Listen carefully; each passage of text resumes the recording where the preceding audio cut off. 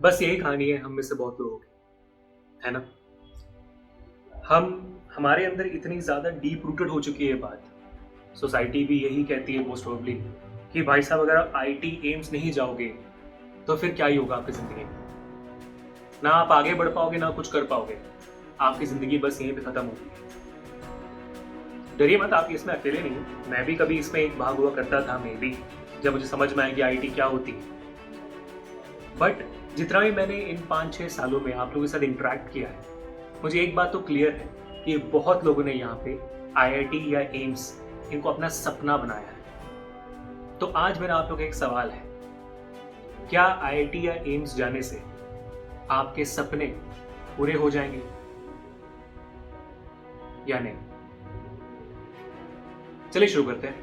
This is Abhishek, master teacher of physics Vedantu, and let's begin the understanding कि भाई IIT AIIMS जाने से actually होता क्या है और क्या वहां जाए बिना भी अपने पूरे सपने कर सकते हैं। ठीक है, चलो पहले पॉइंट की तरफ बढ़ते हैं। सबसे इंपॉर्टेंट तो यही चीज होती है कि आप आईआईटी या एम को अपना सपना ना बनाएं, क्योंकि जब भाई 12th ग्रेड के बाद बच्चा जेई मेन से जेई एडवांस देता है, उस या तो फिर नीट देता है, और जब उसका सिलेक्शन जेई मेन से एडवांस या तो फिर आईआईटी के लिए या तो फिर नीट के एम्स के लिए नहीं होता है, तो बच्चा बिखर जाता है भाई, बिखर जाता है। क्योंकि उस बच्चे ने, अगर मैं आपसे सवाल पूछूं कितने लोग यहाँ पे सपना है आईआईटी या नीट जाने का, आईआईटी या एम्स जाने का, आप में से बहुत लोग यहाँ पे हाथ उठाएंगे। लेकिन वो सपना कैसे हो सकता है? एक इंस्टीट्यूशन में जाना सपना कैसे हो सकता है? क्या आप पैदा इसलिए हुए थे कि आप एक इंस्टीट्यूशन में जाओ? नहीं, आप पैदा इसलिए हुए थे कि आप बहुत बड़े बड़े काम करो यार, अपनी जिंदगी का पर्पस को समझो और बहुत बड़े बड़े काम करो। एक इंस्टीट्यूशन में जाना सपना कैसे हो सकता है? लेकिन बहुत सारे हम में से ऐसे लोग समझ नहीं पाते हैं इसे। लेकिन एक छोटा ग्रुप है जो उसको समझता है, और मैं चाहता हूं कि आप सब भी इसी चीज को समझो बहुत क्लीनली कि आईआईटी या एम्स जाना कोई सपना नहीं होता है, बल्कि आपके सपनों को पूरा करने का एक तरीका होता है। आपके सपनों तक पहुंचने का एक स्टेपिंग स्टोन होता है आईआईटी या एम्स।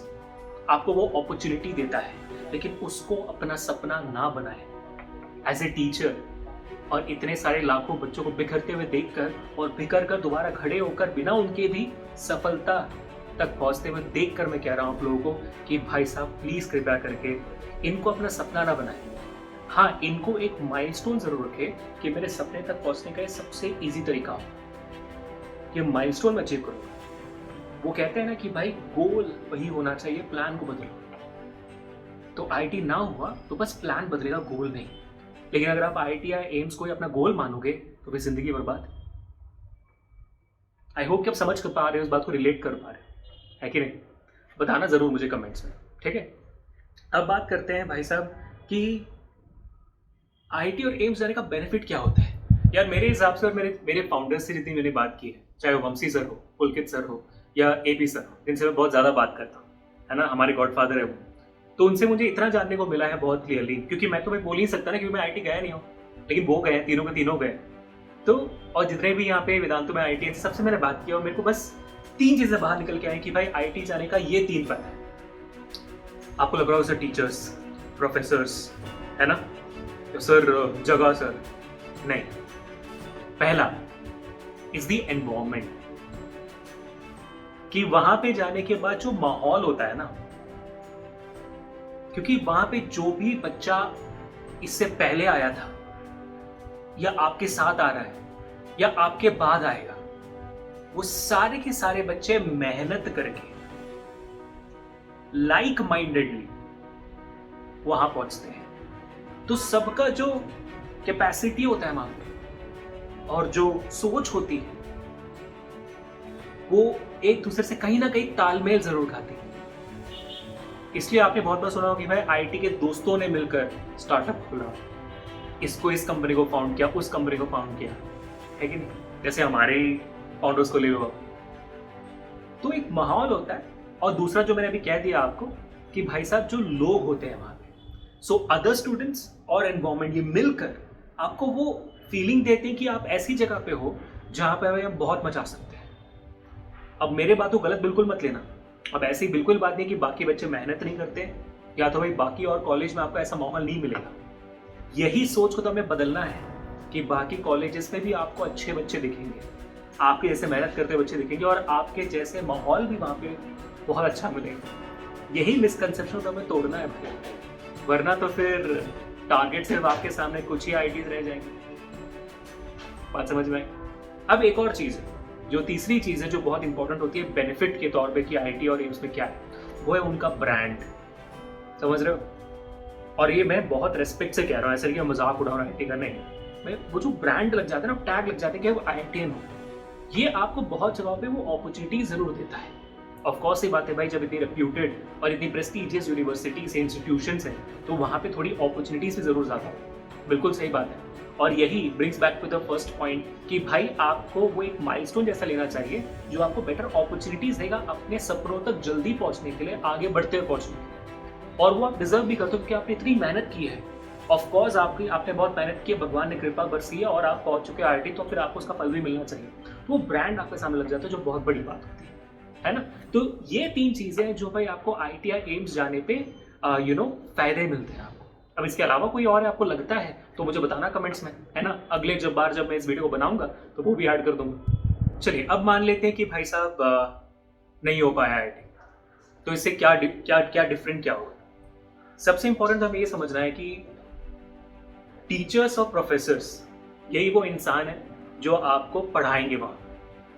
अब मैं ये मानने के लिए बिल्कुल भी रेडी नहीं कि बाकी सारे कॉलेजेस के जो टीचर्स और प्रोफेसर, जो सारे टीचर्स हैं, सारे प्रोफेसर्स हैं, वो सबके सब अच्छा नहीं पढ़ाते। चाहे वो एनआईटीज हो या जो भी या दूसरे रेप्यूटेड यूनिवर्सिटीज हो, जो भी यूनिवर्सिटीज हो, ऐसा हो ही नहीं सकता कि सारे टीचर अच्छा नहीं पढ़ाते। और ऐसा भी नहीं हो सकता है कि भाई आईआईटी के सारे टीचर्स और प्रोफेसर अच्छा पढ़ाते हैं या पढ़ाते, मतलब उनके अंदर कंटेंट नॉलेज तो फूट के भरा होगा, इतने सालों का एक्सपीरियंस होता है, लेकिन पढ़ाने के तरीका शायद वो स्कूल टीचिंग या ऑनलाइन टीचिंग जो अभी चल रही है उससे बहुत डिफरेंट होता है। कि शायद वो पता नहीं है, अपने जो दोस्त होते हैं या तो जो आपके भाई बहन जो आईआईटी से जा चुके हैं उनसे जरूर पूछना और मुझे कमेंट्स में जरूर बताना कि क्या मैं सही बोल रहा हूँ कि नहीं। तो ऐसा बिल्कुल भी नहीं है, वरना जो बाकी रेप्यूटेड यूनिवर्सिटीज हो रेप्यूटेड नहीं रहते, एनआईटीज नहीं होते। तो बात सिर्फ एनवायरमेंट, ब्रांड या माहौल या मतलब बच्चों की नहीं हो जाती, बात आती है आपके स्किल्स की कि आपने आईआईटी या एम्स में रह के 4 या 5 साल में जितने स्किल्स डेवलप किए हैं या नहीं किए हैं, वैसे ही क्या आप बाकी सारे कॉलेज में रह के वही स्किल्स या उनसे ज्यादा या उनसे कम डेवलप कर रहे हो कि नहीं। क्योंकि हमारे पास अब इस टाइम पे बहुत सारे एग्जाम्पल्स हैं जिन्होंने आईआईटी में रहकर उन स्किल्स को डेवलप करते हुए फोड़ा हुआ है। उनके नाम तो बहुत जानते हो। What about those people जिन्होंने आईआईटी में रहकर भी उन स्किल्स के बिना वो कहीं पहुंच नहीं पाए।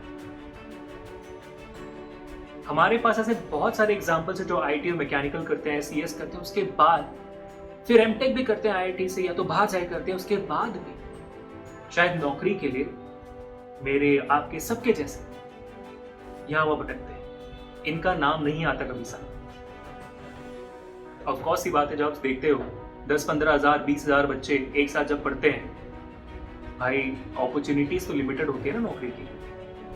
और इस जिस लेवल पे आप देखें कहीं भी उनको नौकरी जरूर मिल जाएगी, बट जो मन चाहा नौकरी वो मिलेगा। सिंपल से एग्जांपल देते हैं आपके सामने, एक बहुत बड़ा आईटी का एग्जांपल होगा जो मेरे ख्याल से सबसे सक्सेसफुल लगता होगा अभी ना जिंदगी में, who is no one else but Sundar Pichai sir.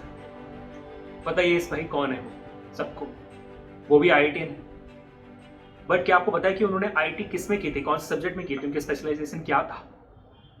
उनका स्पेशलाइजेशन था मेटलर्जी। उन्होंने मेटलर्जी में आईआईटी की थी, ना उन्होंने सीएस में की थी, ना मैकेनिकल में की थी, ना इलेक्ट्रॉनिक्स में की थी, ना इलेक्ट्रिकल्स में की थी, उन्होंने मेटलर्जी में की थी। तो it was not about the subject he study, it was about his journey, it was about the skills he developed may be during IIT and even after that for years and years. उन्होंने अपनी काबिलियत को prove किया, फिर वो कामयाब बने। वैसे हमारे फाउंडर्स को भी देख लो, हमारे तीनों फाउंडर्स ने क्या किया मुझे नहीं पता, बट मुझे इतना पता है कि उन्होंने सीएस और मैकेनिकल तो नहीं किया ना ही electrical. So it is not about that guys, it's much bigger than that. It's about your skills that you develop. बहुत सारे ऐसे लोग हैं यार, मैं तो भाई लिस्ट खोलकर बैठा था मैं मतलब ऐसे लोगों के नाम बता सकता हूँ कि आपने जिन्होंने आईटी में रहकर फोड़ा हुआ है ना। एक तो मैंने बता दिया आपको, सबसे सक्सेसफुल धोनी को माना जाता है, सुंदर पिचाई सर को, नारायण मूर्ति सर भी हैं, अभिनी बंसल, सचिन बंसल जी हैं, सब बहुत सारे लोग हैं, फ्लिपकार्ट के फाउंडर हो गए, अब इसके जो भी मैंने नाम लिया इनका। तो ऐसे तो भाई अरविंद केजरीवाल सर को देख लीजिए आप, वो भी आईटी में सीएम बने हुए है कि नहीं। ऐसे एक और लिस्ट है मेरे पास, मैं लेता हूँ नाम, सुनना ध्यान से, गूगल करके देख लो, मैं भी गूगल से ही बोल रहा हूँ। पेटीएम के फाउंडर विजय शर्मा जी है कि नहीं, आईआईटी नहीं है वो, ना वो आईएम गए, बिल्कुल नहीं गए। दूसरे बाइजू रविंद्रन जी, पता ही है आपको, इनके फाउंडर है वो, करेक्ट। और सुनो, हमारे रितेश अग्रवाल जी, ओयो रोम्स के, जहां कहीं जाते हो ओयो बुक करते हो, ना आईआईटी ना आईआईएम। आज के सेशन से मैं बस आपको इतना समझाना चाहता था that going to IIT or AIIMS does not give you a guarantee that you will be successful. It does not. What guarantees your success in life is you, your attitude towards life, your skills and your abilities, and nothing else. तो Google में ये search करना बंद कर देना कि can non IITians और non AIIMS people become successful.